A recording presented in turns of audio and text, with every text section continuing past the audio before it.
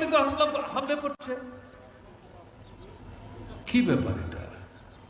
টাকা না দিলে বলছে দোকান বন্ধ, গাড়ি বের করতে পারবে না, পুকুরের মাছ তুলতে পারবে না, মাঠের ফসল কাটতে পারবে না, কাটলেও বাজার আনতে পারবে না, গ্রামে থাকতে পারবে না, শহরে গিয়ে বাঁচবে থাকতে পারবে না, ত্রিপুরা ছাড়া করছে, রাজ্য ছাড়া করছে।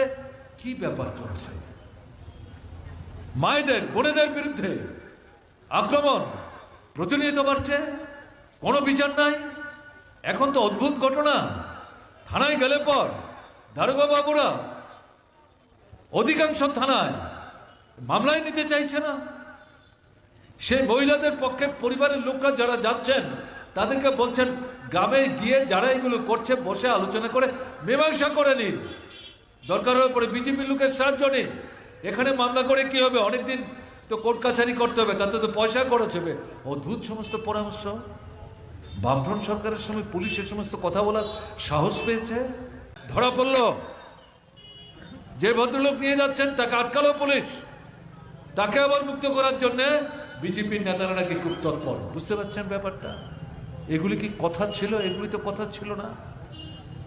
এখন কি চলছে? দৈহিক আক্রমণ তুলনামূলকভাবে একটু কম, কিন্তু এর চেয়ে বড় আক্রমণ কি?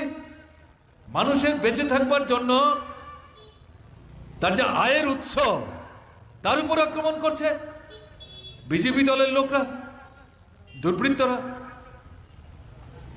দোকানদার,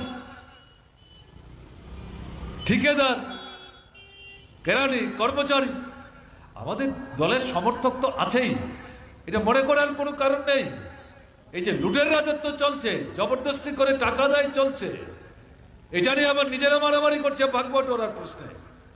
এই শুধুমাত্র আমাদের লোকের বিরুদ্ধে করছে ঘটনা তা না, যাদের কাছেই মনে করছে চাপ দিলে পরে টাকা পাওয়া যাবে, এমনকি বিজেপি দলের সমর্থক তাদের বাড়িতে হামলে পড়ছে।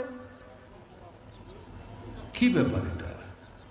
টাকা না দিলে বলছে দোকান বন্ধ, গাড়ি বের করতে পারবে না, পুকুরের মাছ তুলতে পারবে না, মাঠের ফসল কাটতে পারবে না, কাটলেও বাজার আনতে পারবে না, গ্রামে থাকতে পারবে না, শহরে গিয়ে বাঁচবে থাকতে পারবে না, ত্রিপুরা ছাড়া করছে, রাজ্য ছাড়া করছে।